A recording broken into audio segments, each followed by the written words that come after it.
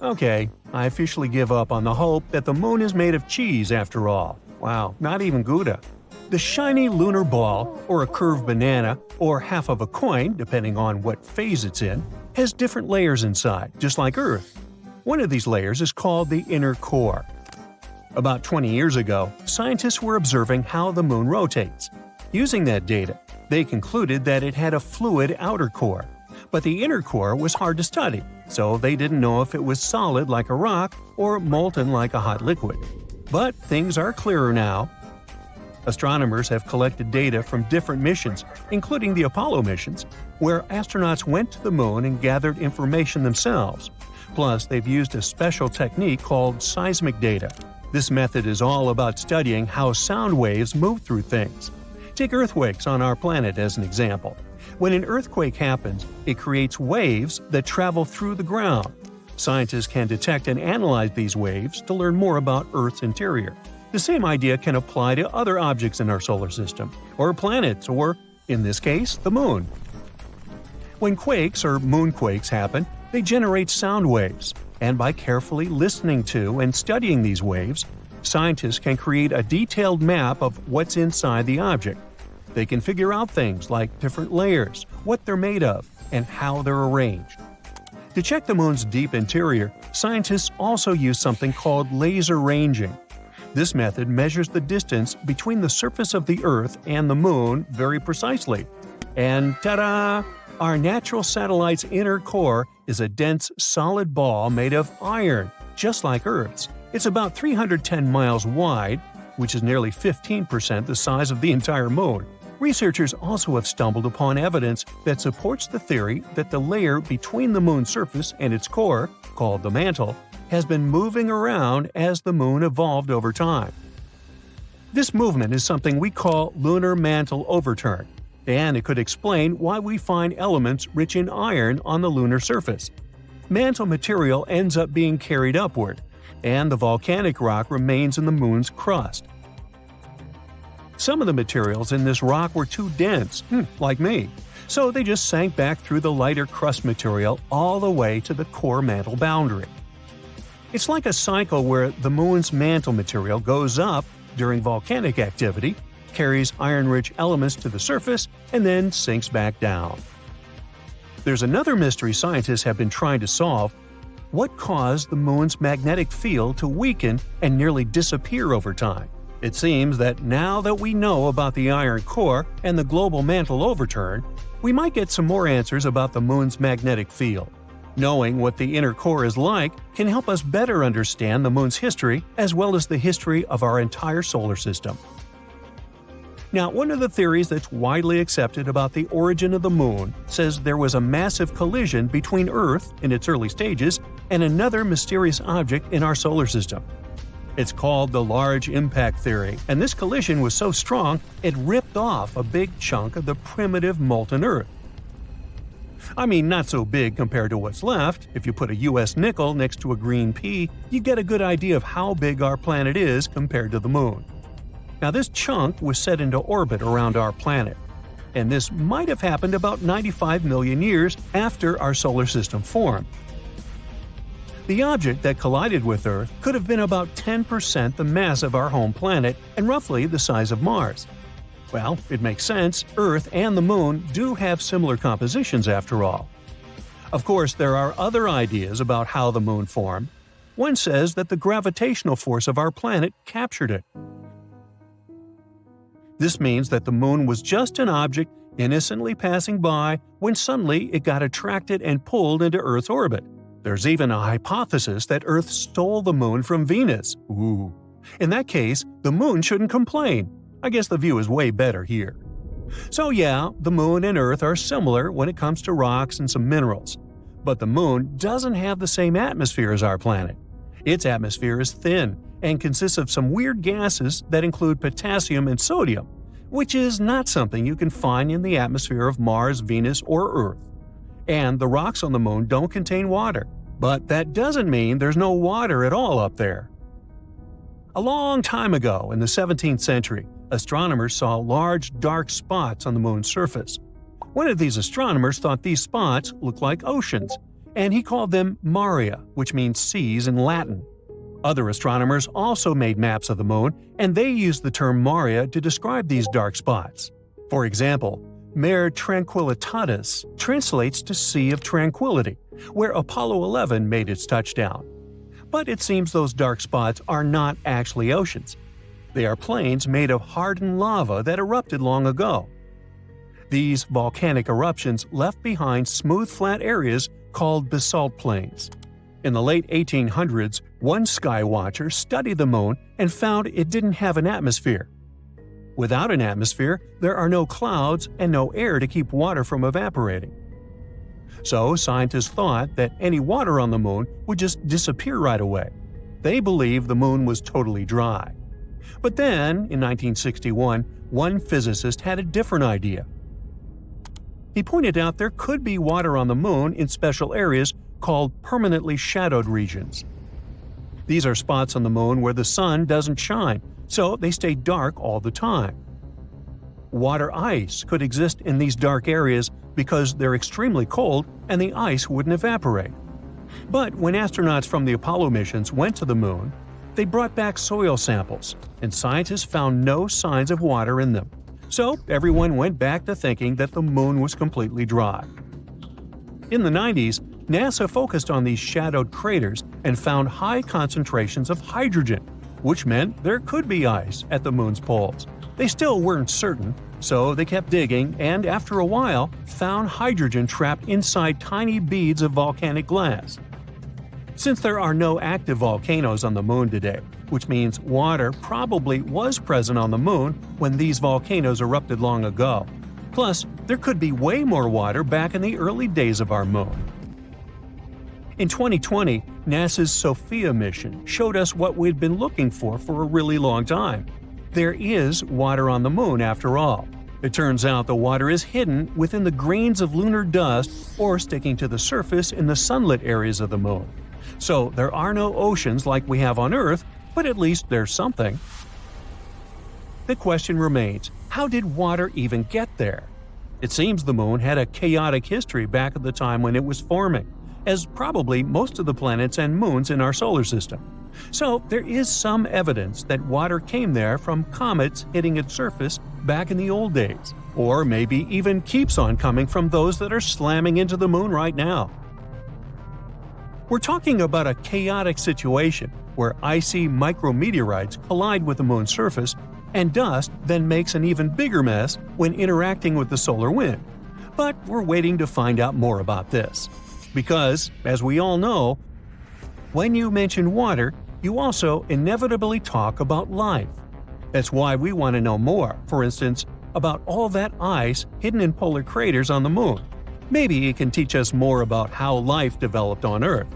Maybe comets brought all the necessary elements here. Then, what if there are some of those elements stuck in the ice on the moon, too? Now look at this fancy granite kitchen countertop. This one can also be available on the moon. I mean, there's no production whatsoever as of now, but there's enough raw materials for the kitchen of your dreams. And by the way, granite on the moon can even prove this dark horse had plenty of water at some point. So it all started when scientists found this weird blob of heat on the far side of the moon. It's all because of a massive chunk of granite that's buried underground. Apparently granite is pretty rare outside of Earth, so this is a big deal. According to the researchers, there's this old volcano on the moon that hasn't erupted in like 3.5 billion years. But it turns out it's still giving off some serious radiation.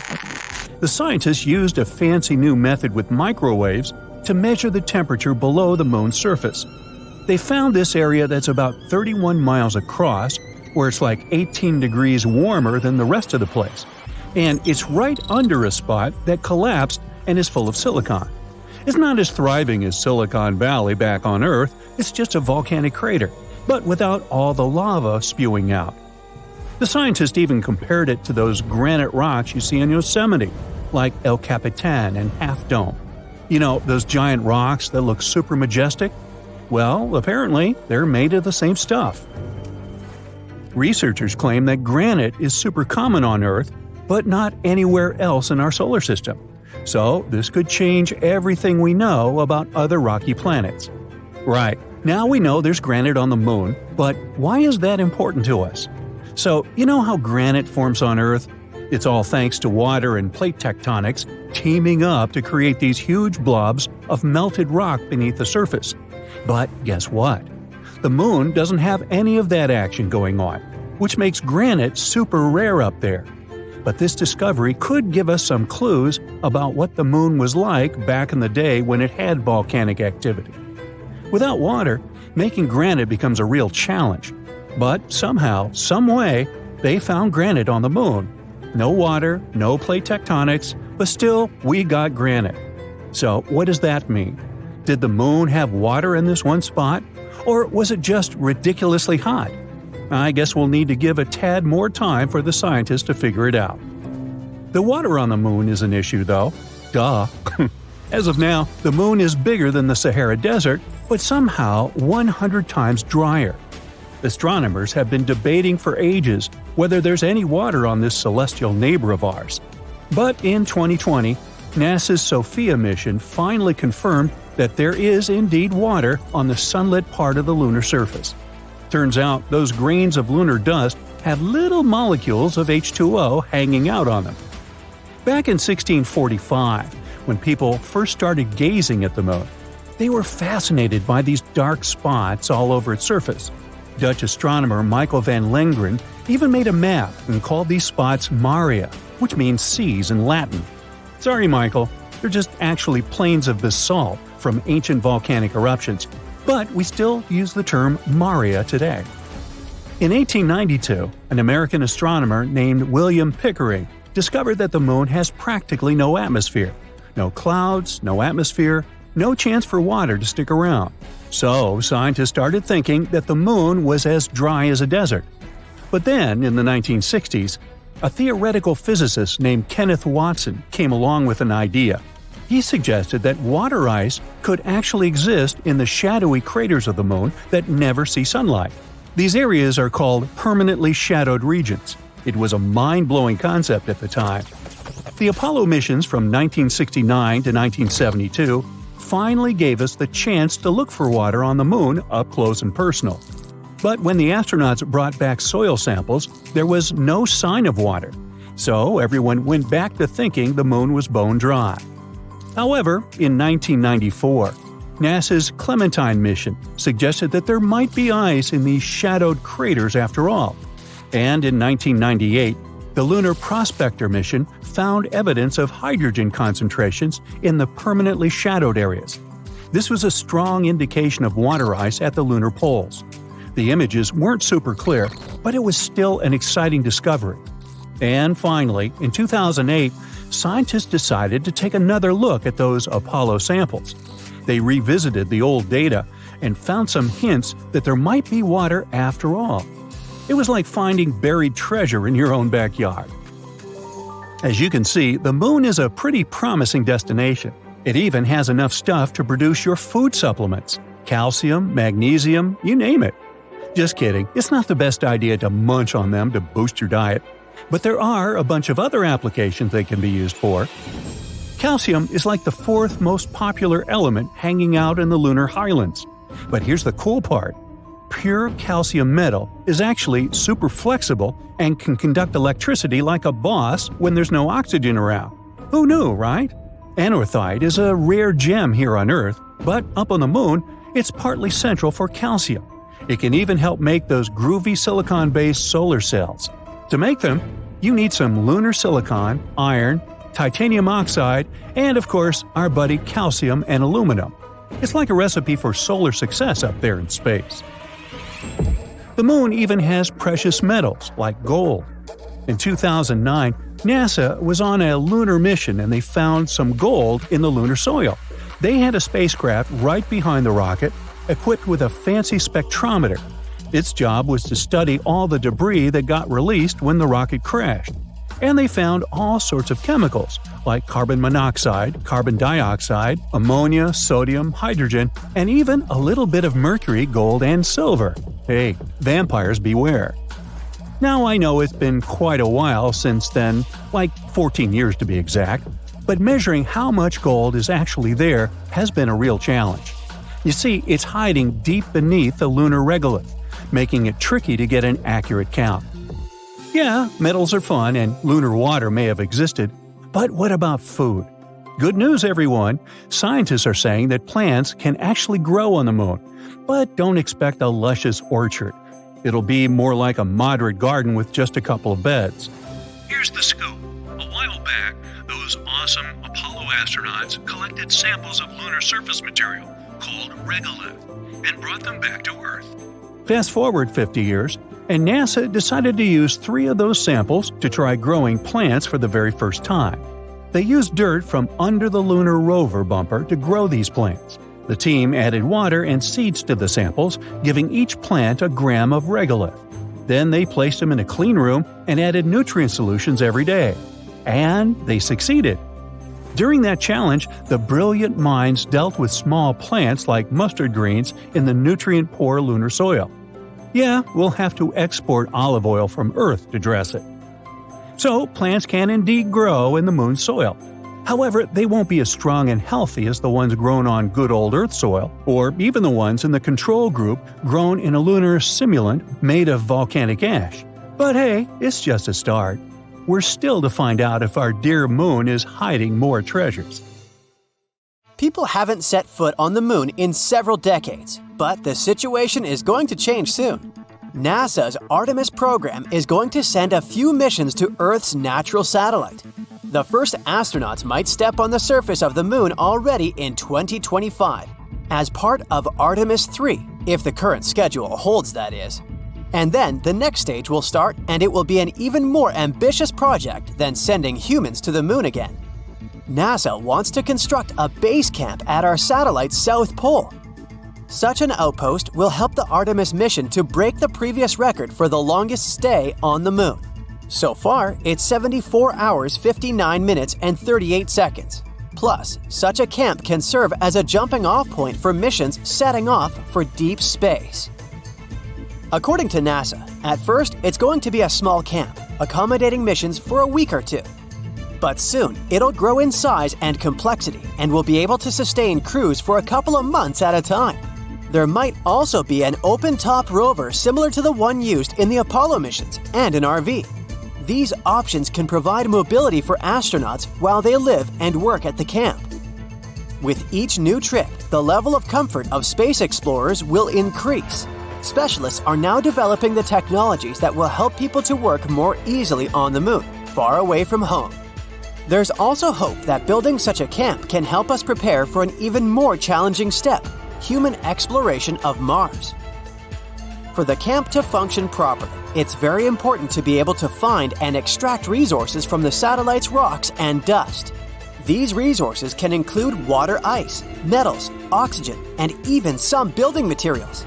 It'll help to lighten the load with supplies delivered to the moon. It can also potentially allow astronauts to remain there for longer periods of time. Now, why the lunar South Pole? There are 2 very important reasons. First, building the base camp there will allow astronauts to have periods of continuous light from the sun. The moon is tilted in such a way that its south pole experiences up to 2 months of continuous light every year, when the sun is circling above the horizon all the time. And all this abundant sunlight can provide the camp with a lot of solar power.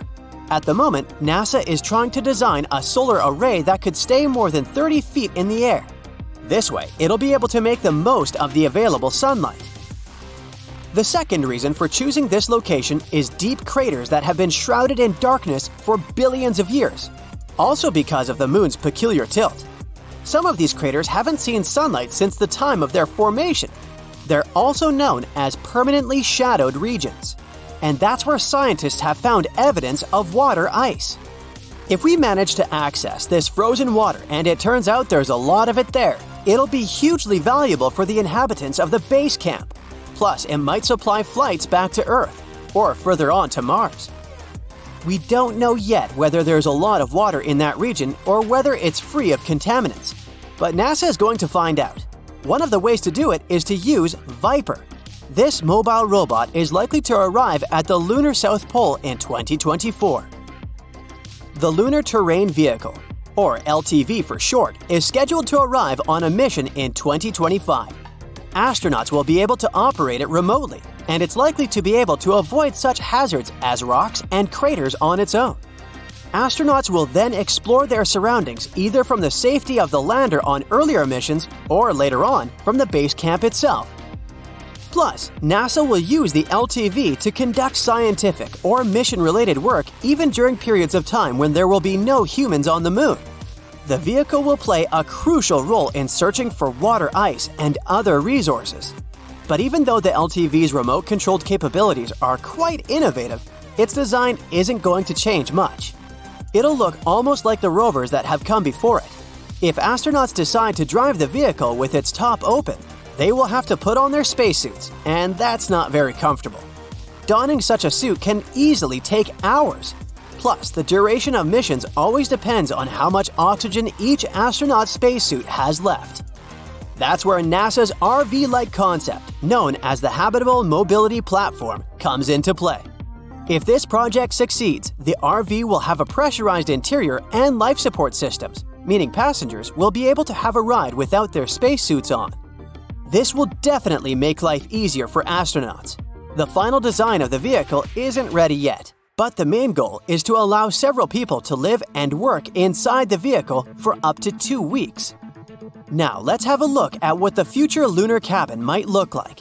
Its design hasn't been finalized either, but NASA is looking at modular and inflatable structures. It may help to create larger spaces for crews to live in. Plus, such kinds of structures are more compact and lightweight, so it will be easier to transport them to the Moon.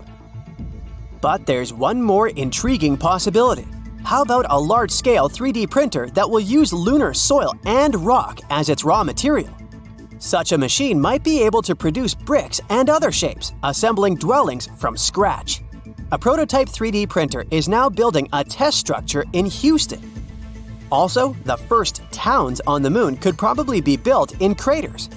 They might be covered with protective materials like plastic, reinforced with a net made of titanium and UV-resistant superfiber. The inhabitants would have to access their homes through airlock entrances dug into a mound. Bilbo Baggins would surely appreciate their aesthetics. On the Moon, gravity is way weaker than on our home planet. And while it can make it easier for astronauts to walk and even run on the Moon's surface, it's not so great in the long run. That's why inside the lunar base, there might be an artificial gravitational field. Without it, people would have problems with coordination, balance, and orientation in space. Plus, weight-bearing bones would lose 1 to 5% of mineral density per month.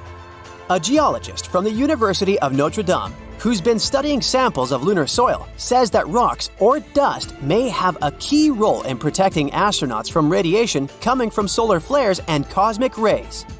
On Earth, the planet's atmosphere and its magnetic field filter out most of this harmful radiation. But the Moon doesn't have the same shield because there's no atmosphere like on our planet there. The very weak one that our natural satellite has is made up of some unusual gases that haven't been found in the atmosphere of Earth, Mars, or Venus. That's why people working there will need extra protection. The experts say that up to 6 feet of lunar material might be needed to shield astronauts from the radiation. But besides building materials and water, there's another crucial resource on the Moon, and it's oxygen. NASA hopes to start extracting this gas from moon rocks.